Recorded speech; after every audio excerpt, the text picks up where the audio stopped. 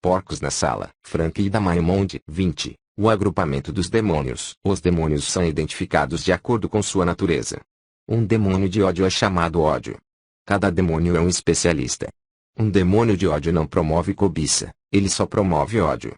Quando os demônios têm de se identificar, eles geralmente se chamam de acordo com sua natureza, isto é, rebelião, maldição, indiferença, etc. Ocasionalmente, um demônio se identificará pelo nome de uma pessoa, como João, Maria, etc. Às vezes, eles darão nomes estrangeiros.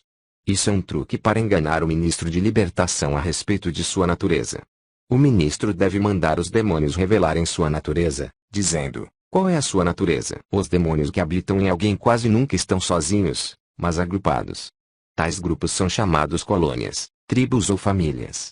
Quando um demônio é denunciado ou discernido, o ministro imediatamente deve estar pronto para procurar os companheiros do demônio. Um grupo de demônios fica agrupado com o propósito de controlar certa área da vida do cativo. Então, há um padrão lógico de espíritos em qualquer grupo. Certos tipos de espíritos são encontrados vez após outra nas mesmas combinações, mas não podemos presumir que a combinação será sempre a mesma. As possibilidades para o agrupamento não têm limites. Dentro de cada grupo haverá um homem forte ou espírito-chefe. Muitas vezes, durante a ministração, um dos espíritos-chefe será especificamente identificado. Não há necessidade de sempre identificar o demônio-chefe para efetuar a libertação. Tal identificação será dada por uma ou duas razões. Primeira, o Espírito Santo pode estar dirigindo o esquema a seguir. O ministro de libertação tem de ficar alerta a qualquer plano de luta que o Senhor possa dar. As situações em que o Senhor indicará que o espírito-chefe deve ser tratado primeiro e seus colegas depois. Outras vezes, o Senhor indica a expulsão dos espíritos menores primeiro e do chefe por último. Não há razão em perguntar por que o Senhor dirige dessa ou daquela maneira. Um bom soldado é treinado a cumprir as ordens, sem questioná-las. Às vezes, ele tem ordens específicas, outras vezes não. É a mesma coisa nas lutas espirituais. Uma segunda razão por que o espírito-chefe deve ser identificado é para benefício de quem está sendo libertado. Ajuda muito saber de qual espírito ele tem de se proteger no futuro. Uns espíritos estão especialmente ligados aos hábitos da pessoa, que terão de ser modificados, e a carne, que tem de ser crucificada. Depois da libertação, a pessoa terá de lutar por sua própria conta para conservar sua libertação. É valioso saber exatamente aquilo contra o que se está lutando, e o que é da carne e o que é do inimigo. Pela minha ação, e por ter tratado com os demônios em grupos, estou convicto de que o espírito-chefe é o primeiro espírito a invadir certa área. Por ser o primeiro a ganhar entrada, ele pode estabelecer-se como rei. Assim, ele se torna a chave que abre a porta para a entrada dos outros. Ao expulsar os demônios não é incomum mandar no espírito-chefe da seguinte maneira: saia e leve todos os seus colegas ou todas as suas raízes junto com você. Se, por acaso, nem todos foram expulsos, ainda existirá um caminho para o grupo entrar de novo. Por essa razão, a libertação deve ser tão completa quanto possível. Mais de um espírito de um mesmo tipo pode estar presente. Por exemplo, a colônia de amargura pode contar com vários demônios de ressentimento. Também, certo tipo de demônio pode estar presente em mais de um grupo. Por exemplo, um demônio de raiva pode ser encontrado na tribo de amargura e outro demônio de raiva na tribo de perfeição. Certa vez, durante uma libertação, vários grupos de espíritos foram expulsos. Em todos os grupos existia um demônio de depressão. É somente pela operação do dom sobrenatural de discernimento que podemos saber que todas as combinações de espíritos foram atingidas. A lista dos grupos demoníacos enumerados a seguir representa os tipos que encontramos no Ministério de Libertação. Esses grupos são unicamente um exemplo do que pode ser encontrado. A lista não é de maneira nenhuma exaustiva, nem os grupos são invariáveis. Uma explicação é dada dos vários grupos incluídos. Isso é para oferecer esclarecimentos sobre o tipo de problemas criados por certos grupos de espíritos. A maioria dos grupos são óbvios. Os autores creem que as informações incluídas neste capítulo provarão ser de grande valor prático àqueles que se acham no Ministério de Libertação. Elas ajudarão qualquer pessoa a entender melhor como os demônios se agrupam. Anos de estudo e de experiência estão condensados aqui, em poucas páginas. Agrupamentos comuns de demônios. 1. Acusação, censura, crítica, julgamento. 2. Acusação própria, condenação própria, ódio de si. 3. Afastamento, amor, devaneio, fantasia, imaginação, pretensão. 4. Afetação, artificialidade, pretensão, representação, sofisticação. 5.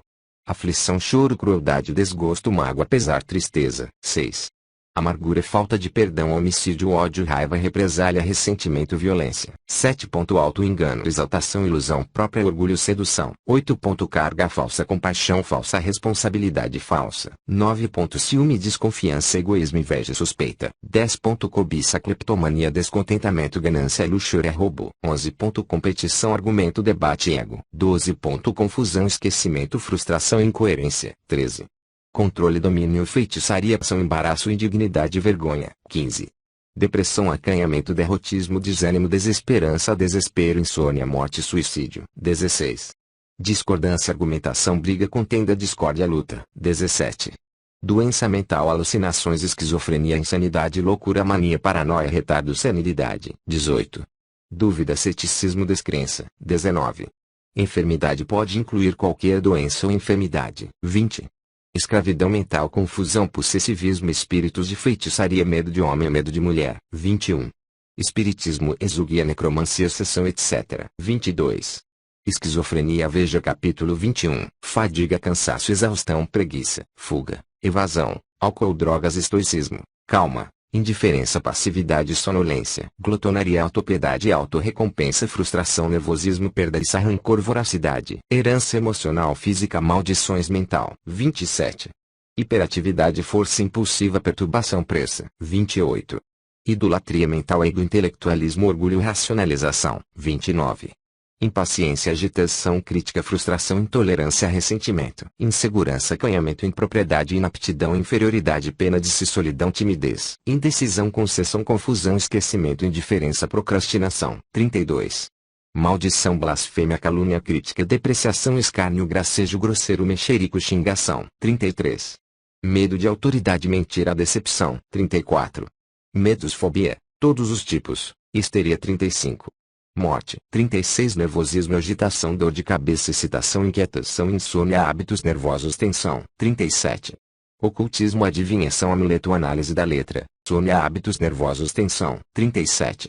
Ocultismo, adivinhação, amuleto, análise da letra, grafologia, astrologia, cartomancia, conjuração, encantamento, escrita automática, feitiçaria, figa, hipnotismo, horóscopo, interpretação de sinais, invocação mágica, levitação, magia branca, magia negra, pêndulo, percepção extrasensorial, tábua de Ouija, quiromancia. 38. Opressão, desgosto, fardo, melancolia. 39. Orgulho, arrogância, ego, farisaísmo, importância, insolência, vaidade. 40. Paranoia, ciúme, confrontação, desconfiança, inveja, medos, perseguição, suspeita. 41. Passividade, covardia, desatenção, indiferença, letargia. 42. Perseguição, má-fé, medo de acusação, medo de censura, medo de condenação, medo de julgamento, sensibilidade. 43. Perfeição, crítica, ego, frustração, intolerância, ira, irritação, orgulho, vaidade, preocupação, ansiedade, apreensão, obstinação, vontade própria. 46. Rejeição, auto-rejeição, medo de ser rejeitado. 47. Religiões falsas, budismo, confucionismo, hinduísmo, islamismo, shintoísmo, taoísmo. 48. Religiosidade, erro doutrinário, formalismo, legalismo, medo de Deus, medo do inferno, medo da salvação perdida, obsessão doutrinária, ritualismo, engano. 49. Represália, destruição, crueldade, mágoa, maldade, ódio, sadismo. 50. Seitas, Baás, ciência cristã, meninos de Deus, mormonismo, Rosacrucianismo, teosofia, testemunhas de Jeová, unitarianismo, sociedades e agências sociais que usam a Bíblia e Deus como base, mas deixam o sangue e a expiação de Jesus de lado. 51. Sensitivismo, cônscio de si, medo de desaprovação, medo de homem. 52. Sexo impuro, amargura, adultério, imaginação, cobiça fantasiosa, estupro, exibicionismo, frigidez, homossexualismo, incesto, lesbianismo, masturbação, prostituição. 53. Vício e compulsividade, álcool, cafeína, drogas, glutonaria, medicamentos, nicotina, tabaco. No livro de Hebreus, capítulo 12, versículo 15, há um alerta: nem haja alguma raiz de amargura que, brotando, vos perturbe e, por meio dela, muitos sejam contaminados. A raiz de amargura é responsável por muitos problemas. A amargura guardada no coração durante muito tempo abrirá a porta à invasão dos demônios. Provavelmente, esta é a brecha mais aproveitada pelos espíritos imundos.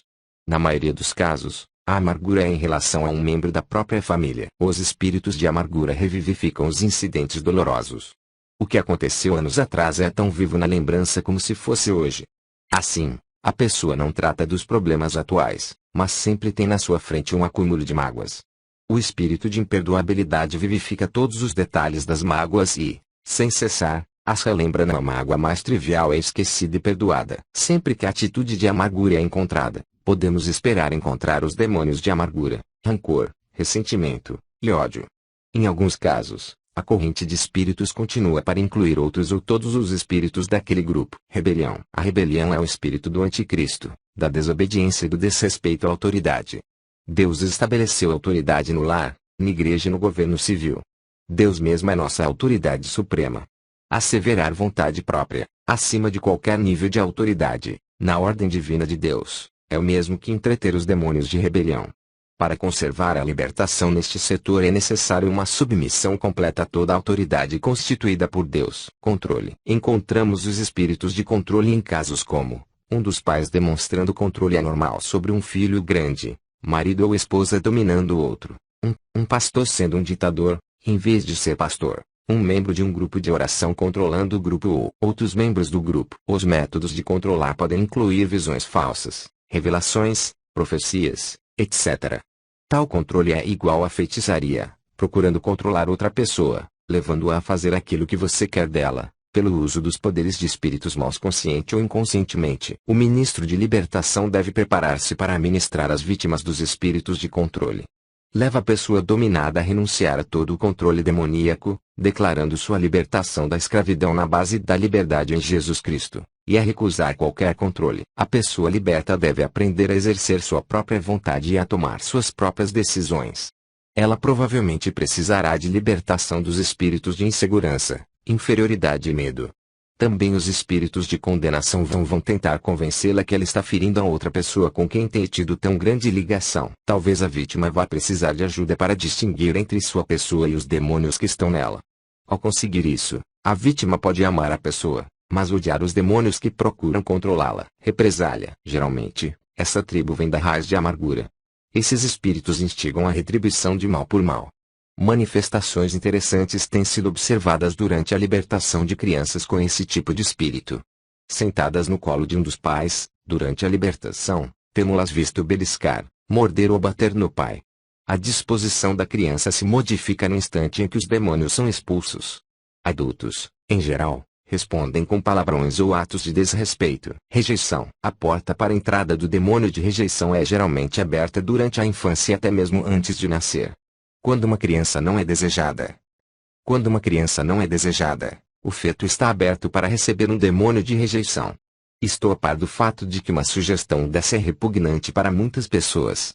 Elas acham muito injusto que tal coisa seja possível. Temos de nos lembrar que o diabo não é nada cavalheiro. Mais propriamente, ele é extremamente mau e não hesita em tomar vantagem por completo de qualquer situação que promoverá seus objetivos malditos. Satanás tem muito prazer em achar nosso calcanhar de Aquiles como seu alvo, aproveitando nossos momentos mais fracos para atacar-nos. Quando é que a pessoa está sem defesa? Antes de nascer e durante a infância. Foi dito de João Batista, antes que ele nascesse. Será cheio do Espírito Santo, já do ventre materno. Lucas 1:2.15b. Uma vez que o Espírito Santo entrou em João Batista antes de ele nascer, não devemos duvidar da possibilidade da entrada de um espírito maligno numa mãe solteira. Veio a mim para aconselhamento. Por causa das circunstâncias da concepção do nenê, ela confessou que não tinha querido a criança e tinha pensado em fazer um aborto. Na época de sua consulta comigo, ela já estava no 8º mês de gestação. Vários demônios foram expulsos do feto, inclusive o espírito de rejeição. Quando esses espíritos foram confrontados, a mãe grávida sentiu dores agudas na área do ventre. Essas dores desapareceram completamente quando os demônios saíram pela boca da mãe. O ministro de libertação deverá perguntar a todos que o procuram sobre a possibilidade de terem rejeição. Isso é extremamente comum. A maioria das crianças adotivas estarão com espíritos de rejeição. As circunstâncias que envolvem a adoção da criança podem abrir uma brecha para a entrada dos espíritos de rejeição. Geralmente, a rejeição se tornará um monstro de 3 cabeças. Além do espírito básico de rejeição, rejeição. A presença destes demônios é logo notada pela incapacidade da pessoa de aceitar amor ou de oferecer amor aos outros. Porque foi rejeitada antes, a pessoa se torna medrosa no que se refere às relações de amizade, pelas quais ela poderia ser ferida de novo. Ela tem medo de aceitar o amor dos outros, e mantém-se à distância. O caminho está preparado para o medo de rejeição. A autorrejeição aparece para aumentar o tormento. Alguém que se sente rejeitado pelos outros concluirá que há alguma coisa errada nele, e aquilo faz com que os outros o desprezem. Os pensamentos dele se voltam para ele mesmo, e ele começa a detestar-se. Isso é autorrejeição. Indecisão. Esses são espíritos mentais. E são bem comuns. Uma pessoa geralmente deve ser capaz de pesar os fatores envolvidos e tomar uma decisão, mas esses espíritos podem atormentá-la até nas decisões mais simples. Toda decisão. Espíritos podem atormentá-la até nas decisões mais simples. Toda decisão parece uma crise de grande tamanho. Quando é incapaz de tomar uma decisão, ela adia. A indecisão a leva ao adiamento. Quanto mais ela pondera, tanto mais confusa se torna. Em desespero ou frustração, ela compromete sua decisão e abre mão do que poderia ser o melhor. Ou foge da responsabilidade de tomar uma decisão esquecendo-a. Em alguns casos, o adiamento precede a indecisão e é o espírito-chefe. O sinal-chave da presença de um espírito de adiamento numa criança é quando ela repete vez após vez: "Espera um minuto, mãe." Ela pretende ser obediente, mas o espírito de esquecimento apaga aquilo de sua mente. Ao ser lembrada, ela dirá: "Oh, esqueci." Então, a mãe aplica sua autoridade. Quando isso acontece repetidamente, a criança pode tornar-se teimosa e rebelde. Auto-engano. Seu exemplo: uma vez, enquanto estávamos ministrando, por mais de 20 anos, o Sr. J. havia se enganado crendo que estava prestes a receber uma grande revelação espiritual a respeito da Trindade. Ele cria que a revelação iria surpreender o mundo cristão. O Sr. J. demonstrou para nós como ele pensava que a revelação viria. Com todo cuidado, ele dobrava uma folha de papel várias vezes e rasgava uns pedacinhos. Ao desdobrar cada pedacinho podíamos ver um símbolo ou letra. Ele cria que, um dia, ele poderia rasgar e interpretar símbolos inspirados pelo Espírito Santo e que revelariam de uma vez para sempre o mistério da divindade. Autoilusão, autossedução e orgulho, espíritos colegas, convenceram-no de que ele, um ilustre desconhecido, se tornaria conhecido no mundo inteiro. Todo o seu problema vinha de rejeição. Seu pai, um pastor, o havia rejeitado desde a infância. Numa tentativa de ser rejeitado desde a infância. Numa tentativa de receber apoio e amor de seu pai, o Sr. J. abriu seus espíritos de ilusão, que o convenceram não somente de que ele seria famoso, mas também de que sua fama viria através de uma revelação toda especial que ganharia a admiração de seu pai. A renúncia da ilusão não foi fácil para Sr. J. Ele tinha um grande medo de desapontar a Deus. Nesses casos de auto-engano, a pessoa tem de ser confrontada com o erro, e a ilusão tem de ser renunciada. Quando alguém deixa de concordar com as mentiras dos demônios, ele pode conservar sua libertação. Perfeição. Há um lugar certo para a organização, a ordem ou uma obra bem feita. O demônio de perfeição faz destes atributos um cativeiro. Por exemplo, uma pessoa organiza seu dia. Ela sabe tudo o que fará e ajusta tudo dentro do seu horário. Ela se prende a esse horário, no qual não há lugar para variação. É um plano perfeito. Ela está orgulhosa de ser capaz de planejar e agir tão bem. Então, alguma coisa ou alguém interfere no plano. Fica irritada. Agora, ela não pode cumprir seu horário. Não pode adaptar-se à interrupção. A frustração toma conta dela. A raiva sobe contra a pessoa ou a coisa que interferiu em seus planos. Assim, uma tribo de demônios toma conta dela. O conflito é tanto interior quanto exterior. Frequentemente, a rejeição está por detrás da perfeição. O rejeitado esforça-se à perfeição numa tentativa de ganhar respeito e aceitação. Em outros casos, a perfeição é uma compensação para a inferioridade. Fardo falso. O diabo tem grande prazer em derrubar os cristãos. O diabo, diferentemente do que faz Deus, porá sobre os filhos de Deus muito mais do que eles podem suportar. Jesus declarou que o jugo dele é suave e o fardo dele é leve. Um fardo falso é pesadíssimo e geralmente é auto-assumido. Até um fardo piedoso pode vir de Satanás. Deus tem um tempo e uma maneira, tanto quanto um objetivo. Fluir com o Espírito tira toda a atenção. Muitos crentes precisam de libertação dos falsos fardos, Muitos crentes precisam de libertação dos falsos fardos, responsabilidades e compaixões, aqueles que não são de Deus. Erro religioso. O erro religioso é uma designação bem geral e abrange religiões falsas, cultos cristãos, práticas ocultas e doutrinas falsas. Envolvimento com qualquer dessas fontes de erro pode abrir a porta aos espíritos demoníacos. A associação ou contato não tem de ser extensivos. Qualquer cristão que foi envolvido com qualquer tipo de erro religioso deve renunciar a ele. Na maioria dos casos, a libertação é necessária para livrá-lo da opressão. Esses demônios de erro religioso têm sido a causa de confusão mental, escravidão mental, incompreensão, depressão, medos, dores no corpo, doenças, orgulho, resistência ao ensino, resistência à verdade bíblica e impedimentos espirituais.